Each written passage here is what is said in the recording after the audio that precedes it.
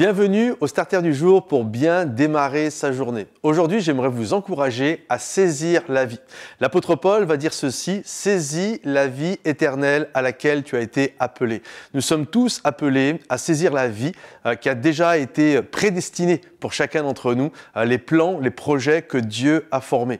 Et parfois, c'est facile, parfois c'est simple, on avance dans la vie chrétienne, les choses semblent vraiment bien s'aligner, tout fonctionne, on est en bonne santé, les relations vont bien, notre couple va bien, financièrement ça fonctionne. Tout a l'air de bien aller et c'est juste, c'est simple finalement de saisir la vie. Mais il y a aussi cette autre réalité. Parfois, c'est plus compliqué. Parfois, nous sommes frappés par une maladie, il y a des problèmes financiers, la perte d'un emploi, il y a toutes sortes de complications. Et là, autant quand tout allait bien, on était vraiment challengé, on pouvait faire toutes sortes de choses. Allez, je vais gravir l'Everest, je vais aller évangéliser les tribus près du fleuve en Amazonie, en Amérique du Sud. Enfin bref, tu étais vraiment dans une période où ça fonctionnait, ça roulait. Et là, c'est plus compliqué. Là, juste sortir la tête de l'eau devient plus complexe. Je me souviens lorsque ma première fille, Estelle, est née. Elle est née grande préma, 6 mois de grossesse. Elle était vraiment 900 grammes, 1 kg, 37 cm et c'était compliqué. Et je me souviens tous les matins, elle est née du côté de Saint-Étienne et moi je travaillais du côté de Lyon. Et tous les matins, je prenais avec mon épouse, on prenait la voiture et je l'amenais à Saint-Étienne. Je passais 3 quarts d'heure là-bas, 3 quarts d'heure, 1 heure à l'hôpital avec mon épouse, avec mon bébé.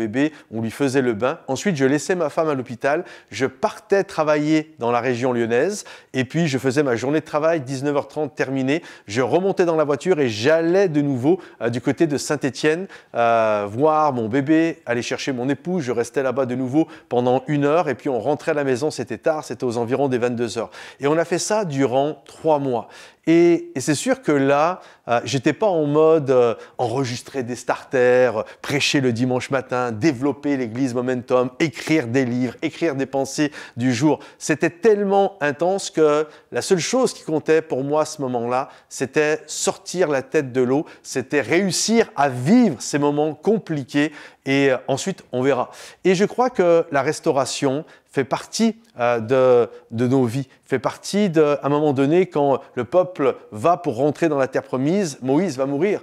Et Dieu ne dit pas « Ah, mais pourquoi vous pleurez Moïse? Ça sert à rien, Dieu est toujours là, Dieu est toujours vivant, allez prendre possession du pays promis, allez saisir la vie à laquelle je vous ai appelé. » Non, il leur a dit « Écoutez, prenez 1 mois et faites le deuil, pleurez ce que vous avez à pleurer. » Et je crois que la vie est un savant mélange finalement de joie et de peine et de savoir gérer ces choses-là. Donc j'aimerais vous encourager aujourd'hui, saisissez la vie éternelle à laquelle vous avez été appelé. Des moments, ça roule, ça fonctionne. Des moments, c'est plus compliqué. Faites une pause, pleurez ce que vous avez à pleurer, faites parfois le deuil de certaines choses et ensuite redémarrez, rentrez dans le pays que Dieu a prévu pour vous. Que le Seigneur vous bénisse, que le Seigneur vous encourage.